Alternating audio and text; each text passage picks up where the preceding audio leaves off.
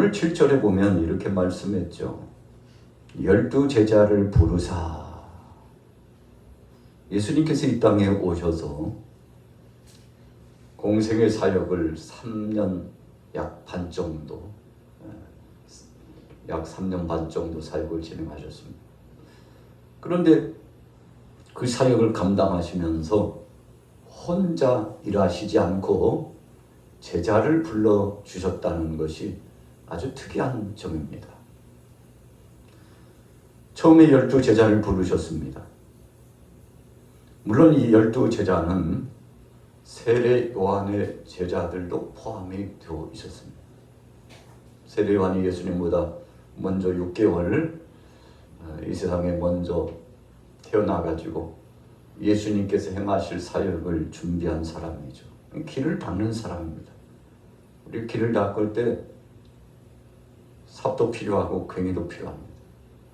또 요즘은 이제 중장비를 통해서 불을 조져 가지고 탱크와 같은 힘 있는 기계를 가지고서 땅을 갈아엎고, 그리고는 평탄 작업도 하고, 거기에다가 콘크리트 타설도 하고, 또 그리고 많이 쓰이는 아스팔트, 이 재료, 역청과 같은 이 재료를 통해서 길을 닦고, 그리고 평탄 작업을 진행합니다만, 예수님께서 이 땅에 오셨을 때 세례 요한이 6개월 먼저 이 땅에 와서 주님께서 사역을 진행하시기 직전에 먼저 또 사역을 진행하면서 요단강가에서 회개의 복음을 전했습니다. 세례 요한이 전하는 메시지 핵심 그 중심축이 뭡니까? 회개하라, 천국이 가까웠다 그랬어요. 그렇다면 여기서 천국은 무엇입니까? 천국은 예수님이 오셨다는 겁니다. 하나님 되신 그분이 이 땅에 사람의 옷을 입고 오셨어요. 여러분, 그러니까 얼마나 참 기가 막히고 감격스러운 것입니까? 그래서 세례 요한은 요단강을 중심으로 오고 가는 순례자들, 예루살렘으로 진입해 들어가는 그 길목에 서가지고 순례자들을 향하여 계속 말씀을 선포하는 겁니다. 무슨 말씀을 선포했습니까? 회개의 복음을 전하는 겁니다. 여러분, 우리 사람들은 죄악 허물로 말미암아 더럽혀진 존재입니다. 아담 이후로 지금까지 우리는 육신의 소욕, 이생의 자랑, 안목의 정욕 때문에 더럽혀진 자들입니다. 그래서 철학자들이, 사상가들이 사람이 처음부터 그렇게 악한 자일까 그랬죠? 그러지 않을 거야. 원래 사람은 선한 것으로 시작됐어. 살다 보니까 악해지는 거지. 또 어떤 사람은 아니지. 본래 악한 자야. 그래서 사람은 태어나면서부터 악한 자로 이 세상에 태어나서 마지막 죽을 때에도 참 세상에 온갖 죄의 때가 묻어서 죄를 범하다가 그것도 몸이 약해져 가지고 서서히 인생을 마감 짓고 죽는 것이지. 여러분, 철학자들이, 사상가들이 어떤 사람은 날 때부터는 선했다, 어떤 사람은 날 때부터 악했다. 성경은 뭐라고 말씀하고 있습니까? 성경은 사람이 태어날 때부터 악을 짊어지고 죄를 짊어지고 태어났다고 분명히 말씀합니다. 물론 첫사람 아담은 그러지 않았습니다. 아름다운 동산 에덴 동산에서 하나님과 더불어서 정말 영생 복락이라고 말씀하고 있는 너무나도 아름답고 그리고 복되고 자랑스럽고 사랑스럽고 그래서 선하고 존귀하고 영광스러운 것만 있는 그곳에서 하나님과 더불어서 동행하면서 살았죠. 그러나 죄가 들어옴으로 말미암아 우리 사람들이 엄청난 유전적인 죄로 말미암아 생각만 해도 죄를 범하고 또 말을 해도 죄를 범하고 행동, 거짓, 언행, 심사가 선을 추구하는 것 같지만 그러나 우리 인생들은 끊임없이 죄를 범하면서 추하고 더럽고 냄새나는 우리의 육신의 소욕을 보여 그렇게 살아간다는 것입니다. 여러분, 그래서 어린아이들이 어렸을 적부터 우리가 관찰해 보면 어디서 배웠는지 악을 쓰고요. 또 그리고 사람들 앞에서 자기 나름대로의 육신적인 소욕의 역사를 드러내지 않습니까? 성장하면 점점 더 거세지고 포악해지는 우리 인생들. 여러분, 우리가 지식을 통해서 윤리나 도덕의 법규를 통해서 때로는 더 나아가서 하나님의 생명된 말씀을 통해서 육신의 소욕을 죽이고 우리 자신을 컨트롤하면서 제어하고 살아가니까 이 정도지, 속에 있는 죄악의 찌꺼기가 다 분출된다면 여러분, 세상 혼잡해서 살 수 없는 세상 될 것입니다. 그래서 주님이 오셨어요. 죄 많은 인생들, 우리의 힘으로는 구원받을 만한 자격도 없고 그렇게 될 수도 없기 때문에 하나밖에 없는 아들, 독생자 아들 예수 그리스도를 이 땅에 보내주신 것입니다. 그래서 우리는 그분을 믿음으로 말미암아 영생의 복을 누리는 것입니다. 자신의 힘으로 되는 것이 아닙니다. 그래서 이는 힘으로 되지 않냐고, 능으로 되지 않냐고, 나의 신으로 된다. 스가랴서 4장 6절의 말씀을 통해서 스룹바벨에게 하나님께서 주신 말씀, 여호수아 대제사장에게 하나님이 주신 말씀이 바로 그런 것입니다. 그런 것입니다. 하나님의 능력으로 많이 사람이 변화를 경험하고 역사가 성공적인 뜻을 가지고서 마침내 결실을 맺는다는 것을 말씀해 주었죠. 주님이 오셔야만 했습니다. 구약의 죄를 범하면 제물을 잡아가지고 그 제물에 자신의 죄값을 직접 안수합니다. 하나님, 내 죄를 이 제물의 머리에, 양의 머리에, 소의 머리에 손을 얹고서 내 모든 죄를 전가합니다. 하나님, 이 제물을 받으시고 내 죄를 용서하옵소서. 그렇게 안수하고 제사장 앞에 제물을 내어놓습니다. 여러분, 그 제물이 하나님 앞에 올려집니다. 불로 태워집니다. 속에 있는 모든 불순한 것들을, 찌꺼기는 다 제하고, 그래서 하나님 앞에 태워서 번제물로 올려드립니다. 속죄 제물로 올려드려집니다. 하나님과 우리 사이의 관계를 회복하기 위해서 화목제물로 올려드려지기도 합니다. 여러분, 이렇게 함으로써 우리의 모든 죄를 용서받는데, 여러분, 또 죄를 범한 또 짐승을 잡아서 하나님 앞에 회개하는 중심으로 제물을 올려드려야 됐던 거죠.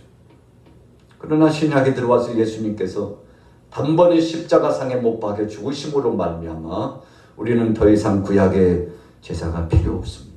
그래서 예수님이 오신 다음부터는 유월절을 지키지 않아요. 아직도 있다는 종파 가운데 어떤 종파에서는 유월절을 지킵니다.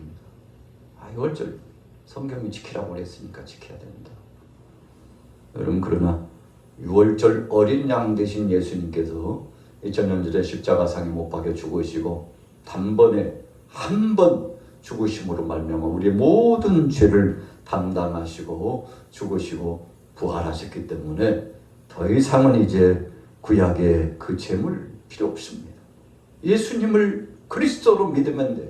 그분이 나의 구주시고 그분이 내 소망이라는 사실을 고백하면 그 믿음으로 말미암아 구원받는 놀라운 은혜가 있는 것입니다. 여러분, 그래서 우리가 주일날도 말씀을 전했습니다만 1만 달란트의 빛을 줬어요. 우리의 죄값으로 말하면 지옥불에 떨어져야 될 인생입니다.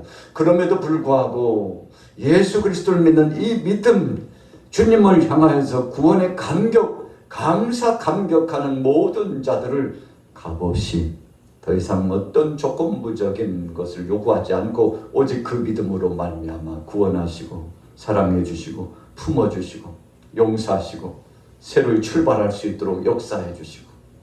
여러분, 그래서 우리는 하나님의 은혜 생각하면 너무나 감격한 거죠. 그래서 우리가 지난 시간에 핵심적인 결론이 무엇이었습니까? 용서였습니다. 주님이 우리를 용서하신 것만큼 하나님께서 독생자 아들 예수 그리스도 까닭에 우리 죄를 다 덮어주신 것처럼 우리도 형제 자매를 용서하고 사랑하면서 그 큰 은혜와 그분이 주신 놀라운 사랑을 기억하면서 함께 사랑하는 자가 되고 용서하는 자가 되라고 말씀을 해주셨던 거죠. 여러분, 이것이 복음의 진수요 비밀입니다. 그런데 이 복음의 진수와 비밀을 예수님께서 혼자 전하지 않고 세례 요한이 먼저 길을 열고서 전했습니다. 회개하라, 천국이 가까웠느니라. 그 천국은 예수님을 의미했습니다. 예수님께서 메시아께서 이제 오시니 그분을 영접하기 위해서 죄악의 모든 찌꺼기를 다 내려놓고 철저하게 주님, 나는 죄인입니다. 자기 죄를 자백하라는 것입니다. 여러분, 우리가 상대를 정죄하고 손가락질하고 비아냥거리고 용서하지 못하는 것은 이유가 한 가지 있다고 그랬습니다. 나는 의인이라고 생각하기 때문에 용서하지 못하는 것입니다. 예수님께서 아주 중요한 모토와 같은 말씀을 주셨어요. 너희가 형제를 용서하고 사랑해야 하늘에 계신 아버지께서도 너희 죄를 용서하시고 너희를 사랑해 주실 것이다. 여러분, 참 기가 막힌 말씀이죠. 주기도문의 핵심적인 말씀입니다. 그런데 오늘 본문 말씀 보니까 이 본문 말씀의 중심 가운데 사랑의 예수님께서 이제 12제자를 불러주셨는데, 여러분, 우리가 마태복음 10장 2절에 넘어가 보면 12제자 이름이 상세히 나와 있어요. 참 거기에 보세요. 마태복음 10장 2절에 12사도의 이름은 이러하니 베드로라는 시몬, 안드레, 야고보, 요한, 빌립, 바돌로메, 도마, 마태, 야고보, 다데오, 시몬, 가룟 유다.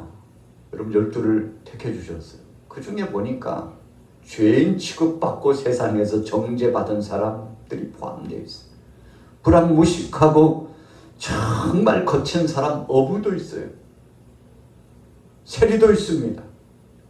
세상에서 낙인이 찍혀서 무수한 사람들이 적대적인 그런 관계를 가지고서 참소의 대상이 되었던 사람들이 예수님 앞에 제자로 부름받았어요.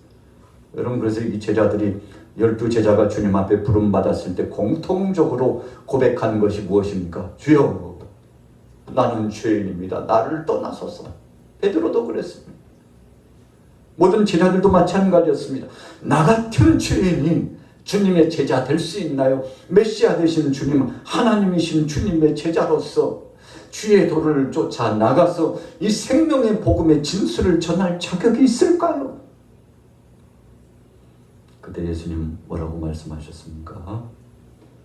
그들을 사랑하시고 용서하시고 품어주시고 그럼 그렇고 말고 너는 공로 없지만 내가 너희를 위하여 대식은 죽어주는 십자가의 은총의 공로로 말미암아 내가 너희 모든 짐을 담당하는 이 공로로 말미암아 너희도 구원받는 감격스러운 은혜를 체험하게 되는 것이다.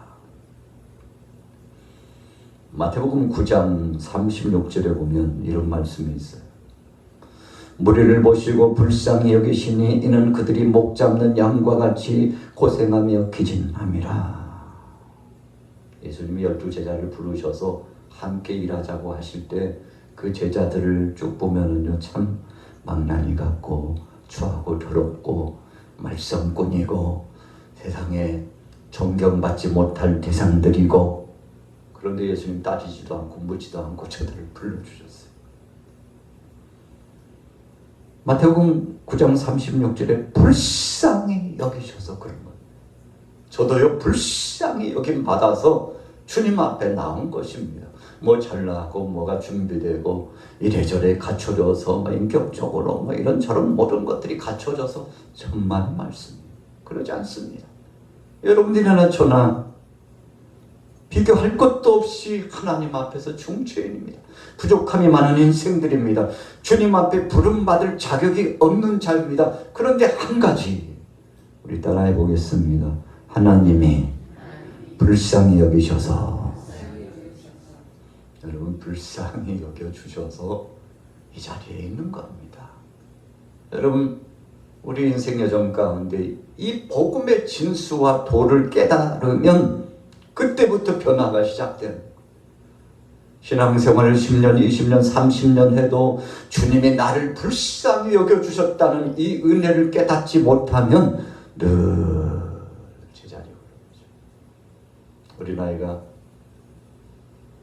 출생이 돼가지고 이제 2살, 3살 되면 아이고 형 3살만 돼보세요. 아이들이 대단하잖아요. 재롱을 부리기도 하지만 어른들이 하지 못한 말도 아이들이 어디서부터 그런 생각을 했는지 그런 말을 해요. 여러분 참 그 아이들을 보면은 좀 사람이 여러 번 바뀌는구나. 우리가 그렇게 생각을 해볼 수 있게 되는 거 아닙니까? 여러분 우리 인생의 모습들이 그런 것입니다. 오늘 36절 말씀에 예수님께서 불쌍히 여겨주셨는데 그들이 목 잡는 양과 같이 고생하며 기진함이라 그랬어요. 왜 불쌍히 여겨주셨나 봤더니 목자가 없어서 그렇다. 이게 무슨 말씀인가 하면요, 하나님의 은혜와 사랑을 받지 못하고 생명의 복음의 은혜 젖줄 안에 들어오지 못했기 때문에 저들이 저런 모양새로 살아가는 것임을 알고 저들의 가난함과 오만함과 그리고 정말 강팍함까지도 주님 사랑하시면서 품어주시고 저들을 써주셨죠. 풍성한 것을 주셨습니다. 먹을 양식도 주셨어요. 영의 양식도 주셨습니다. 저들이 갈급해하고 기갈함을 당하여 목말라 애타했을 때 저들에게 마음의 평화까지 주셨습니다. 여러분, 그래서 예수님은 이 불쌍한 영혼들을 더 많이 구령하기 위해서 12 제자를 부르신 겁니다. 마태복음 9장 38절에 이렇게 말씀했어요.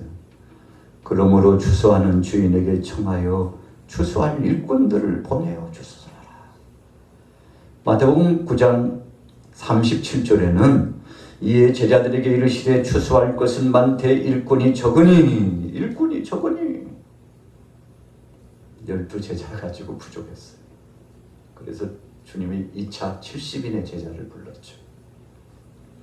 우리가 성경에 보면 12 제자 중심으로 모든 것들이 이렇게 엮어져 나가죠. 그렇지만 감추어진 70인의 제자들의 몫이 또 대단했습니다. 여러분 주님 앞에 부름받았다는 사실은 이와 같은 변화의 역사를 경험하고 쓰임받는 기회를 우리가 갖게 된다는 것이죠. 자, 오늘 7절 본문으로 돌아가 보세요. 마가복음 6장 7절, 자, 8절까지 7, 8절 같이 읽습니다. 시작. 12 제자를 부르사 둘씩 보내시며 더러운 귀신을 제하는 권능을 주시고 명하시되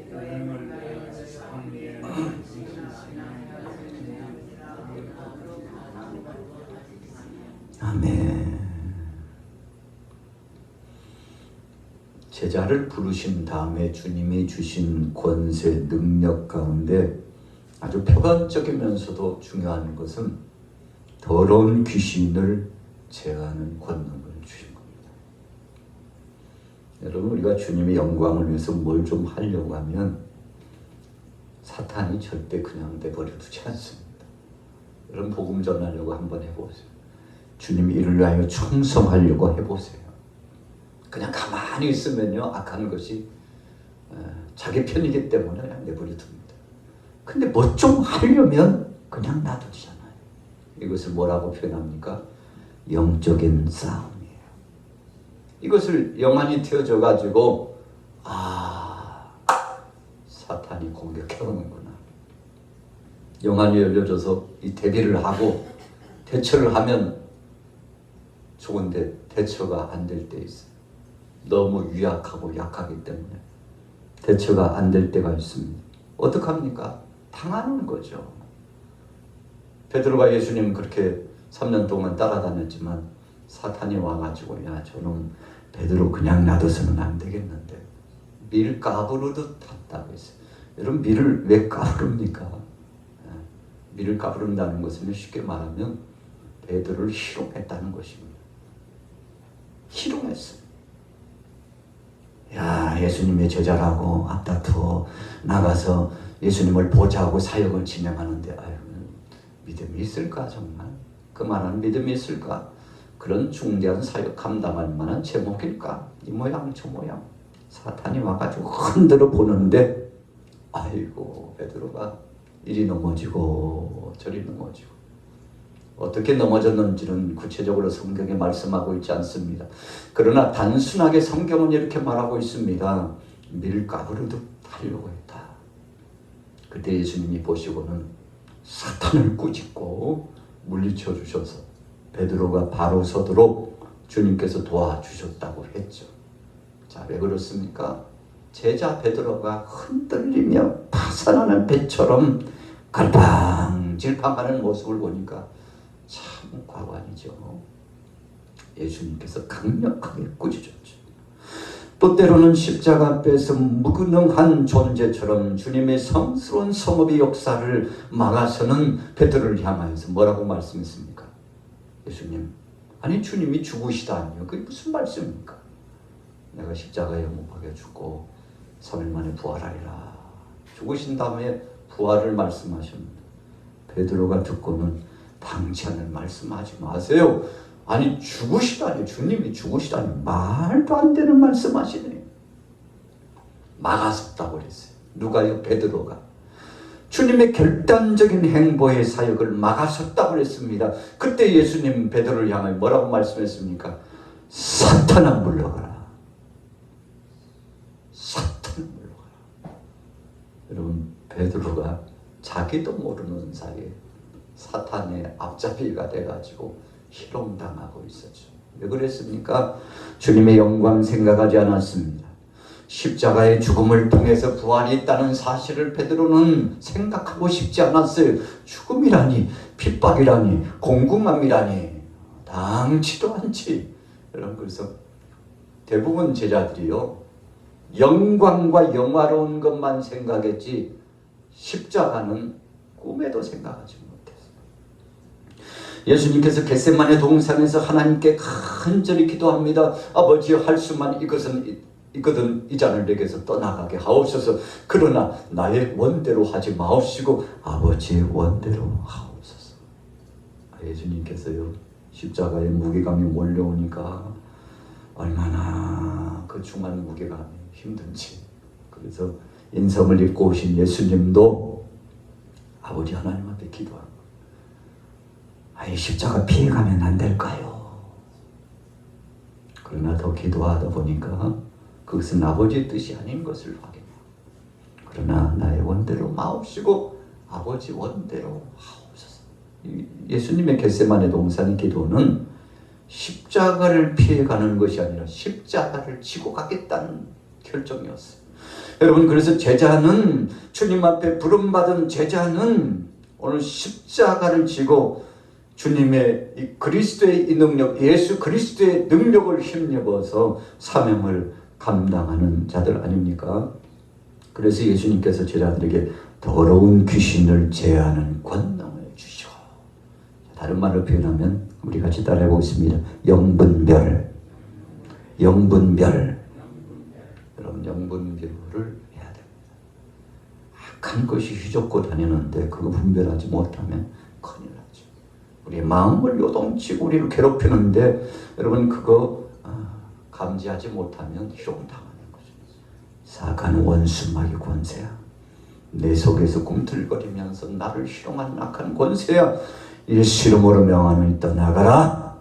떠나갈지어다. 말씀으로 대체하고요.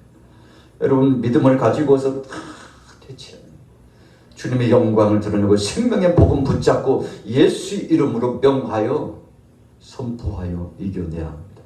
여러분 거기서 주저앉으면요 그냥 끝나는 거죠. 가룟 유다가 그렇게 됐죠. 예수님과 함께 그릇에 손을 넣는데 나와 함께 그릇에 손을 넣는 자가 나를 팔이라. 나중에 주님 뭐라고 말씀하셨습니까? 성경이 분명히 말씀하죠. 마귀가 가룟 유다의 속에 들어갔더라. 여러분 그 속에 들어가서 둥지를 틀면 안 돼요. 둥지 틀기 전에 쫓아내야죠. 둥지를 틀면 온갖 추한 것들이 포악한 것들이 그 속에서 나옵니다. 자기 정신이 아니에요. 여러분 그래서 예수님께서 12제자 부르시고 맨 먼저 더러운 귀신을 제하는 권능을 주셨다는 것은 아주 의미 있는 아주 중요한 일입니다. 제자들이 가는 곳곳마다 흑암의 권세를 물리치고 빛의 역사를 선포해야 되는데, 여러분 요한복음 10장 10절의 말씀처럼 도둑이 오는 것은 도둑질하고 죽이고 멸망시키려는 것이다. 이 어둠의 세력들이요 계속 늑탈해가고, 마음을 늑탈해가고, 믿음을 늑탈해가고, 존귀한 것들 다 빼앗아가고, 그리고 좋은 것은 다 취해 도둑질해가려고 하는데, 우리가 빼앗기면 안 되죠. 보존해야 됩니다.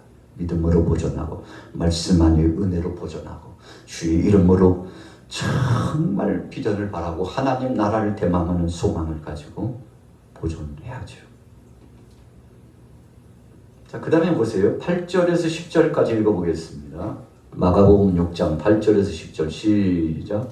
명하시되 여행을 위하여 지팡이 외에는 양식이나 배낭이나 전대의 돈이나 아무것도 가지지 말며 신만 신고 두벌옷도 입지 말라 하시고, 또 이르시되 어디서든지 누구의 집에 들어가든지 그곳을 떠나기까지 거기 유하라. 전도여행입니다. 그냥 여행이 아닙니다. 전도여행. 우리가 여행도 여러 가지 여행이 있죠. 그냥 여행길에 복음지 들고 가서 어느 지역에 가서든지 전도하면서 여행한다면 참 유익이 됩니다. 그래서 복음주의적으로 열정이 있는 분들은 늘 전도지를 호주머니에 넣고 가방에 넣고 가죠. 부산에 가서 여행하다가도 공원에서 또 길거리에서 예수 믿으세요. 가까운 교회 가세요. 하나님은 살아계십니다. 하나님은 당신을 지금도 사랑하시고 당신을 기다리고 계십니다. 가까운 교회 가서 예수님을 영접하세요. 여러분, 여행하는 시간 하루 24시간 중에 한 30분만 복음을 전할 수 있다면 얼마나 복된 것일까요? 그 순간 성령이 역사하시고, 그 지역에 있는 그 사람 속에 있는 악한 권세들이 들어갈 때는 한 길로 들어왔지만 나갈 때는 혼비백산해가지고 7길로 떠나가는 역사가 있다고 성경에 분명히 말씀했잖아요. 자, 전도 여행을 위해서 준비하지 말고 그냥 가. 자, 예수님께서 둘씩 짝지어져서 제자들을 보내실 때 여러분 준비하지 말고 그냥 가라고 그랬어요. 먹을 거 그리고 잠자리 다 가는 그 고을에서 다 예비되리라. 걱정하지 말고. 복음 증거하는 자 굶길이 없다. 하나님께서 책임지신다 이거죠. 여러분, 그래서 제자들이 아무것도 준비하지 않고 8절에 보세요. 지팡이 외에는 양식이나 배낭이나 전대나 돈이나 아무것도라고 하는 이 메시지 속에 아주 중요한 포인트가 있습니다. 전적으로 주님 앞에 맡기고 가서 하나님이 살아계시고 역사하심을 한번 경험해 보라는 것입니다. 그리고 신만 신고 두벌옷도 입지 말고 그냥 한 벌에 족하고 전도 여행을 주님이 파송하셨죠. 그리고 나가서 평안의 복음을 전하라고, 하나님은 살아계시다고, 천국이 임했다고, 예수님 앞에 나오라고, 당신 같은 죄인, 나 같은 죄인도 하나님이 사랑하셔서 이 땅에 독생자를 보내주셨다고, 하나님의 선하신 뜻의 복음을 증가하는 것입니다. 여러분, 그래서 영접하면 들어가지만 영접하지 않으면 지체하지 말고, 영접하지 않는 자 때문에 애쓰지 말고, 고생하지 말고, 그것 때문에 마음 상하지 말고, 뭐 하라고 그랬나요? 자, 11절 같이 읽어보겠습니다. 시작. 어느 곳에든지 너희를 영접하지 아니하고 너희 말을 듣지도 아니하거든 거기서 나갈 때 발 아래 먼지를 떨어버려 그들에게 증거를 삼으라 하시니. 여러분, 전통적으로 나그네가 어떤 집을 놓고 했는데 문을 열어주지 않고 박대하면 그 앞에서 먼지를 떨어버리는 겁니다. 이것은 하나님 앞에 짓고 하는 겁니다. 하나님 보셨지요? 이런 집입니다요. 하나님 앞에 맡기는 거예요. 그 영혼을 하나님 앞에 맡기는 거예요. 주님 보셨죠? 저에게 복음을 증거했는데 제가 거부했습니다. 하나님 보셨죠? 이 빚값이 저에게는 없는 거 맞죠? 이런 아주 증거를 삼는 중요한 태도. 예수님은요 굉장히 단호하셨어요. 전하긴 전하되 받지 않으면 단호하게 내려놓고 그것 때문에 마음 쓰지 말고 다른 지역에 가서 빨리 또 복음을 전하라는 것입니다. 자, 어떻게 전했습니까? 12절 13절 같이 읽고 결론합니다. 12절 시작. 제자들이 나가서 회개하라 전파하고 많은 귀신을 쫓아내며 많은 병자에게 기름을 발라 고치더라. 요즘도 마찬가지입니다. 복음 증거에는요 귀신을 축출하고 그리고 치유 역사, 기름을 발랐다는 것은 치유 역사를 진행하는 거죠. 그래서 올리브 기름을 발라죠. 약재로 많이 썼죠. 영적으로 의미하는 것은 성령님이 임하면 저를 치유하고 회복하고 변화를 주리라. 걱정하지 말고 두려워하지 말고 전하기만 하라. 선포하기만 하라. 그러면 주님이 책임져 주신다는 거죠. 여러분, 그래서 가장 쉬운 것이 전도죠. 왜 그렇습니까? 그냥 입을 열어서 전하면 그 다음은 성령님이 책임져 주시기 때문에 그 결과는 하나님 앞에 맡기는 겁니다. 그래서 우리가 결과를 너무 따지다 보면 절망감에 봉착해가지고 전도 못합니다. 예수님 그래서 11절 말씀을 주신 거예요. 받지 않는 집 앞에 문 앞에서 그러고 있지 말고 다른 지역에 가. 빨리 다른 지역에 가. 빨리 잊어버려. 그리고 생명의 복음을 갈급히 하고 소원하는 자들에게 나가서 전하라. 여러분 그랬더니 많은 사람들이 돌아왔어요. 13절에 많은 귀신을 쫓아냈다는 것은 무수한 영혼들이 제자들 앞에 나왔다는 것을 증명하는 것입니다. 많은 병자에게 기름을 발랐다는 것은 무수한 영혼들이 정신이 치유되고 영혼이 치유되고 육체도 치유되었다는 것을 의미합니다. 여러분 그래서 교회는 오늘 저와 여러분들이 나가는 복음 증거의 현장은 귀신이 쫓겨나가고 어둠의 권세가 떠나가고 생명의 복음의 진수가 마음밭에 뿌려지면 30배, 60배, 100배의 열매를 맺고 또 더 나가서 마음이 치유되고 육체적으로, 정신적으로, 영적으로 치유되는 놀라운 회복의 영광스러움과 기쁨의 축제가 열매로 나오게 됩니다. 여러분 이것이 복음의 능력입니다. 그런데 이 복음의 능력을 우리가 땅에 묻어두고 감춰둔다면 얼마나 큰 비극입니까? 전하지 않으면 어찌 듣는 자가 있으리요. 그랬죠. 오늘 저와 여러분들은, 오늘 수요 예배에 동참하신 여러분들은 주제처럼 제자를 부르시고 양육하신 다음에 파송하셨어요. 여러분 그래서 가만히 정체되어 있으면 썩어요. 마음도 썩고 정신도 썩고 육체도 썩어져요. 썩어졌다는 것은 여러분 나태하고 또 방자행하고 세상 중심으로 전락해버린다는 것입니다. 그래서 여러분 복음을 받았으면 생산적으로 또 계속 전해야 됩니다. 이것이 활성화되고 이것이 원동력이 되어서 순환 작용을 하게 될 때 교회가 활력소가 있고 우리 개인의 심령도 힘이 솟구치는 겁니다. 여러분 그래서 저나 여러분들은요 전도해야 힘이 나도록 되어 있고 전도해야 능력이 나타나도록 되어 있습니다. 예수님 부르시고는 그들에게 더러운 귀신을 제하는 권능을 주시고 믿음으로 나가서 선포했더니 위대한 역사가 나타났죠. 오늘 이 자리에 참여하신 여러분들에게 이런 보배롭고 값진 은혜가 주어졌으니 잘 선용하셔서 하나님 영광 드러내시고 여러분들도 거듭도 예수님처럼 파송할 일이 많아지는 과정이 있게 되기를 예수님의 이름으로 축원합니다.